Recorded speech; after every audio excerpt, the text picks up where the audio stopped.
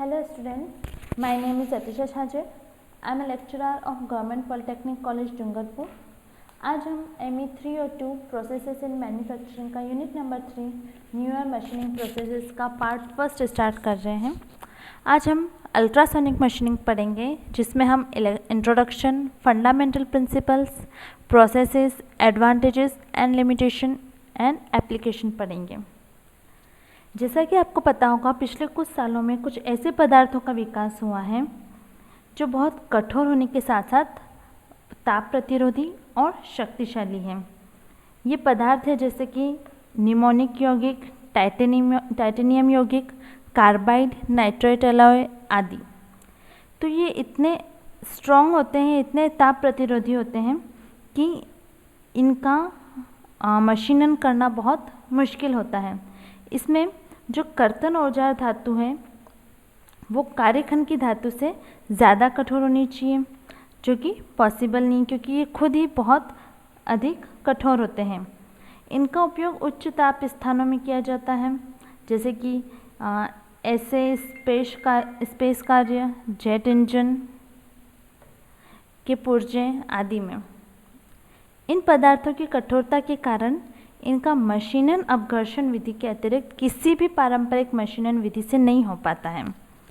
अपघर्षण विधि का प्रयोग भी एक तरह से लिमिटेड ही है, क्योंकि जटिल संरचना के जो कार्यखंड हैं उनमें अपघर्षण विधि से मशीनन करना बहुत कठिन होता है। इन कठोर पदार्थों पर मशीनन कार्य संभव करने के लिए न्यूअर मशीनिंग प्रोसेसेस का यूज़ किया गया है। इन्हें हम आधुनिक मशीनन विधि भी कह सकते हैं। इन विधियों को अपारंपरिक भी कहते हैं, क्योंकि इन विधियों में जो सामान्य पारंपरिक मशीनन की विधियां हैं वो यूज़ नहीं होती, जैसे कि एक नोक या बहुत धार वाली कर्तन औजार, इस तरह के औजारों का इसमें यूज़ नहीं किया जाता, इसलिए इन्हें अपारंपरिक भी कहा जाता है। धातु कर्तन विधि जो इन विधियों में प्रयुक्त करते हैं वो पारंपरिक विधियां सभी तरह से अलग हैं। ये सारे नए सिद्धांतों पर हैं और बहुत समर्थ और शक्तिशाली हैं। इन विधि से उन पदार्थों का मशीनन संभव है जो पहले किसी भी विधि से मशीनित नहीं होते थे। इन विधियों के विकास के बाद इनमें सूक्ष्म और जटिल संरचना के कल पुर्जे बन रहे हैं जो पहले कभी नहीं बन पाते थे। इन विधियों में कर्तन क्रिया को संपादित करने में विविध प्रकार की मशीनन शक्ति का उपयोग करते हैं। ठीक है, तो क्लियर हो गया हम ये न्यूअर मशीनिंग प्रोसेसेस किस लिए यूज़ कर रहे हैं, ताकि उच्च शक्ति धातुएं, जटिल सतह और उच्च यथार्थता वाली सतह हमें प्राप्त हो सके। तो ये जो अनकन्वेंशनल मशीनिंग मेथड है, अपरंपरागत मशीन या फिर न्यूअर मशीनिंग प्रोसेसेस, इसके बहुत सारे पार्ट्स हैं।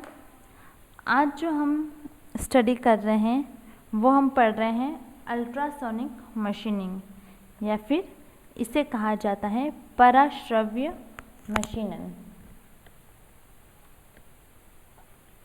ये जो आपको डायग्राम दिख रहा है ये स्कीमेटिक डायग्राम है अल्ट्रासोनिक मशीनिंग का। अल्ट्रासोनिक शब्द क्या मतलब है इसका?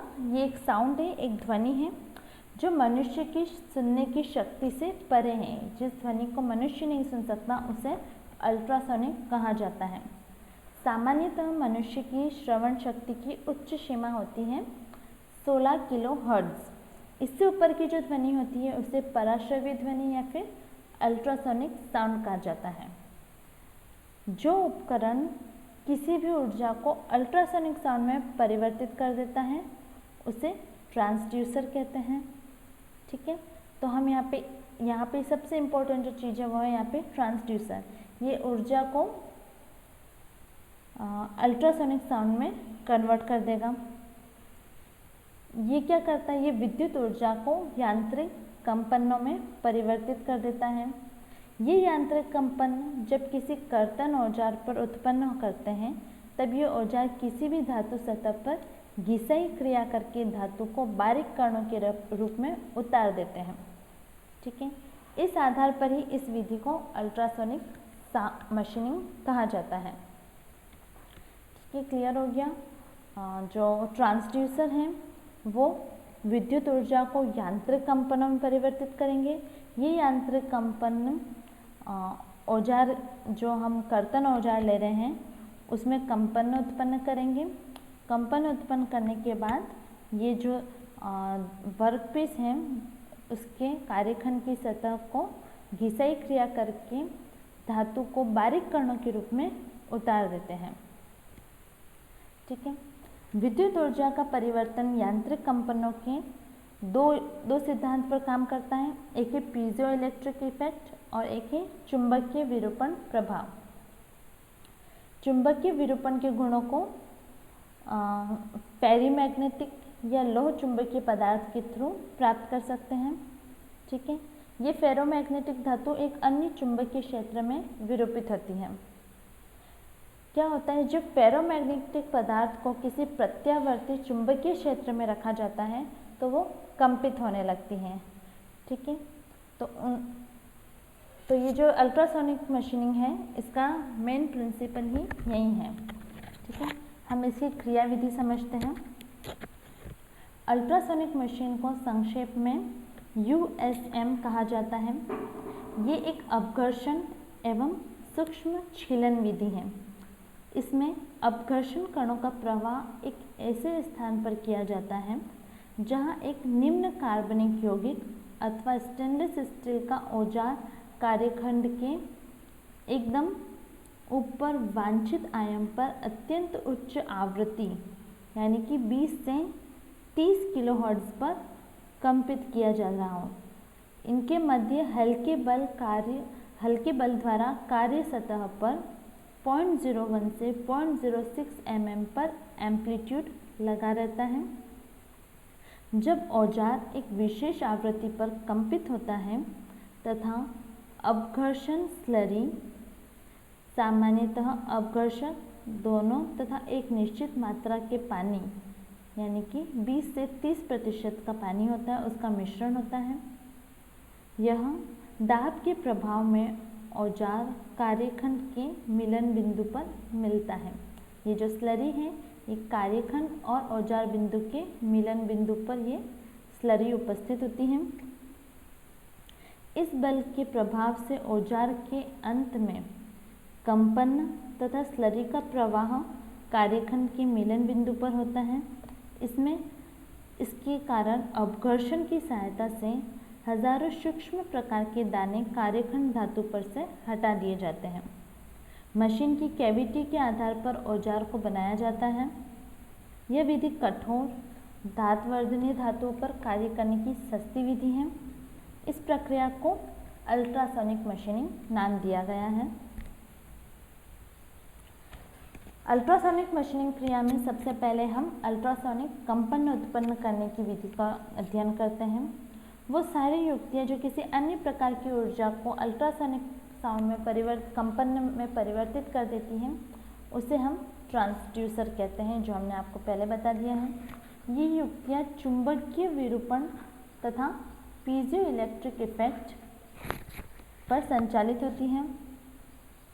अधिकतर प्रयोगों में सबसे पहले चुंबकीय विरूपण विधि का उपयोग करते हैं। इस विधि में लौह चुंबकीय पदार्थ का प्रयोग ट्रांसड्यूसर के क्रोड के रूप में किया जाता है।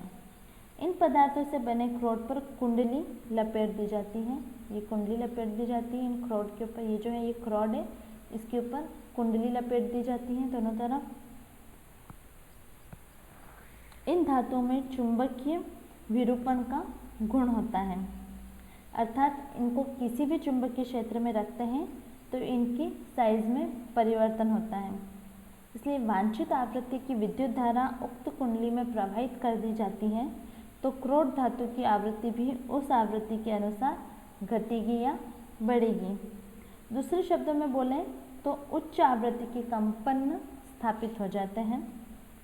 तो ये अल्ट्रासोनिक साउंड इसमें डेवलप हो जाती है। फिर साधारण तौर पर क्रोड धातु की कंपन का आयाम इतना कम होता है कि उसका उपयोग नहीं कर सकते, लेकिन हर पदार्थ के अनुवाद का गुण होता है।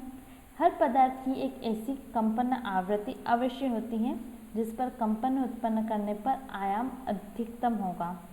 सभी अल्ट्रासोनिक औजारों को उनकी इसी अनुवाद आवृत्ति पर कंपित करने का प्रयास करते हैं। औजार के अनुवाद आवृत्ति ज्ञात की जाती है, फिर औजार को इसी अनुवाद आवृत्ति पर कंपित किया जाता है। पराश्रव्य मशीन यानी कि अल्ट्रासोनिक मशीन के ऊपरी भाग को पराश्रव्य कंपन जनित्र कहा जाता है। ठीक है, इसे ट्रांसड्यूसर कहा जाता है। वांछित विद्युत धारा प्राप्त होने पर क्रोड में वांछित आयाम के कंपन उत्पन्न होते हैं। ठीक है, इनका आयाम जैसे कि बताया मैंने आपको पहले कि मशीनिंग कार्य के लिए बहुत अनुपयुक्त होता है, इसलिए एक उचित विधि द्वारा इसे यांत्रिक रूप से फोकस कर औजार की नोक पर भेजते हैं।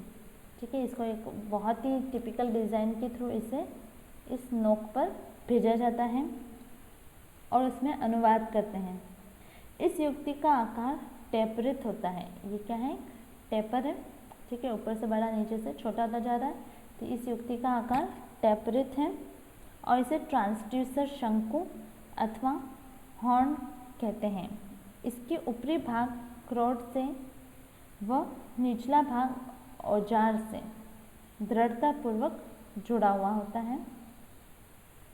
इस प्रकार औजार की नोक पर पहुंचने वाला कंपन इतने अधिक आयाम का होता है कि वो अपघर्षण कणों को इतने वेग से कार्यखंड पर दबा सकें कि वे वांछित मशीनन कार्य संपादित कर पाते हैं। अल्ट्रासोनिक मशीनन में कर्तन औजार पर भी अपघर्षण कण इतनी ही घिसन उत्पन्न करते हैं जितनी की कार्य पर होनी चाहिए। ठीक है, अगर हमने यहाँ पे ज़्यादा घिसाई कर दी तो क्या होगा कि औजार की जो नोक है वो जल्दी से घिस या टूट जाती है। इसके लिए हम उच्च कोटि के निम्न कार्बनिक यौगिक अथवा स्टेनलेस स्टील के औजार का ही यूज़ करते हैं। ठीक है, फिर है अब्रेसिव स्लरी। क्या होता है? घोल के रूप में अपघर्षण कणों को प्रवाहित करने के लिए इसमें परभ्रमक विधि द्वारा बार बार साफ कर औजार की नोक के पास कार्यखंड पर इसको प्रवाहित किया जाता है। इस घोल के बार बार ये यहाँ पे क्या मशीनिंग हो रही है, तो उस वजह से क्या होता है, ये घोल बार बार गर्म हो जाता है, तो इसे प्रशीतन विधि द्वारा ठंडा करके फिर इसमें भेजा जाता है।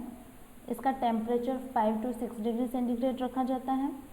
ठीक है, इसमें इसको सामान्य रूप से aluminium oxide, boron carbide, silicon carbide और हीरे का चूर्ण अपघर्षण के रूप में इसमें प्रयुक्त किया जाता है। बोरॉन बहुत सबसे खर्चीला अपघर्षक पदार्थ है, इसलिए टंगस्टन कार्बाइड स्टील औजार और जेम्स के कर्तन का यूज़ किया जाता है। एल्यूमिना का उपयोग ग्लासेस व सिरेमिक के कर्तन के लिए किया जाता है। अपघर्षण घोल दाब के द्वारा कार्यखंड व औजार के मिलन बिंदु पर प्रवाहित होता रहता है। यहाँ पे ये स्लरी प्रवाहित होती रहती है जो तरल के अपघर्षक घोल को बनाती हैं।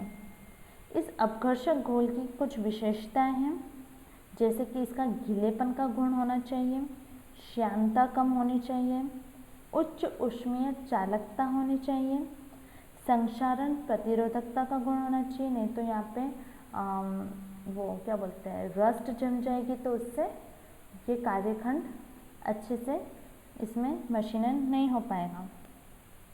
लागत कम होनी चाहिए, अपघर्षण के साथ उच्च समान घनत्व होना चाहिए। ठीक है, तो ये जो अपघर्षण कण होते हैं इनकी भी अलग अलग साइजेस होती हैं, जो कि 200 से 2000 ग्रिड तक होती हैं। 200 से 400 की ग्रिड के कणों को मोटे कर्तन के लिए, 400 से 1000 के लिए परिवक्रण तथा 1000 से 2000 के अति परिवक्रण कार्यों में प्रयुक्त करते हैं। घोल के वाहक के रूप में जल का उपयोग किया जाता है। जल के कारण जंग लगने की प्रवृत्ति रोकने के लिए जल में रासायनिक द्रव्य मिलाया जाता है, जिससे जंग नहीं लगता है। ठीक है, इस द्रव का उपयोग क्यों किया जाता है? क्योंकि ये पराश्रव्य कंपन औजार से कार्यखंड तक प्रेषित करने का काम कर लेता है, प्रशीतक का कार्य करता है। ठीक है, और अपघर्षक कणों को सुविधा से कर्तन स्थल तक लाता और आगे बढ़ाता है। और एक अच्छे वाहक द्रव में ऐसे कई वांछित गुण होते हैं जो कि जल में हैं, इसलिए हम वाहक द्रव में जल का यूज़ करते हैं। ठीक है। और फिर क्या होता है, ये अपघर्षक कट और घोल को एक नियमित अंतराल में बार बार इसे बदलते रहना चाहिए। नेक्स्ट है अल्ट्रासोनिक मशीनिंग के गुण, जो मैंने आपको पूरे अभी एक्सप्लेन कर दिए हैं। एक बार और हम पढ़ लेते हैं इसे। इसमें जो औजार लिए जाते हैं वो ब्रास या माइल्ड स्टील का होना चाहिए। कार्यखंड धातु जो होता है वो कठोर और घातवर्धनीय धातु होता है, जो कि अर्धचालक हो सकता है, ग्लास और सेरेमिक का होगा। प्रक्रम के मापदंड इसे एक निश्चित आवृत्ति पे, एक निश्चित आयाम पे, ग्रेन आकार से, घोल की सांद्रता और भरण बल, इन सब को एक निश्चित मापदंड होता है, उस पर रखकर फिर इसे पराश्रव्य विधि को स्टार्ट किया जाता है। धातु पृथक्करण यानी कि ग्रेन के प्रभाव से कार्यखंड की धातु घटती है। ठीक है, जो ग्रेन हम यूज़ कर रहे हैं वो उसके प्रभाव से धातु का कार्यखंड की धातु घटती है। अपघर्षक जो इसमें लिया जाता है वो है एल्यूमिनियम ऑक्साइड और सिलिकॉन कार्बाइड। ग्रेन का जो आकार लिया जाता है वो है 100 से 800 ग्रिड तक लिया जाता है। और जो गैप रखा जाता है कार्यखंड और औजार के मध्य वो होना चाहिए 0.2 से 0.5 mm तक। ठीक है। नेक्स्ट है इसकी एप्लीकेशंस। सबसे पहले ये एक बहुत ही सस्ती विधि है।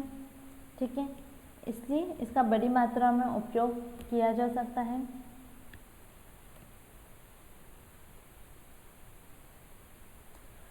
गोल छिद्र, इसमें गोल छिद्र तथा किसी भी प्रकार के छिद्र औजार की सहायता से बना सकते हैं। प्राप्त आकृतियों की रेंज को कार्यखंड को कर्तन के दौरान हिलाकर प्राप्त कर सकते हैं। सभी प्रकार के चालक व कुचालक पदार्थों में मशीन प्रक्रम जैसे कि ड्रिलिंग, ग्राइंडिंग, मिलिंग आदि संक्रियाओं में इसको प्रयुक्त किया जाता है।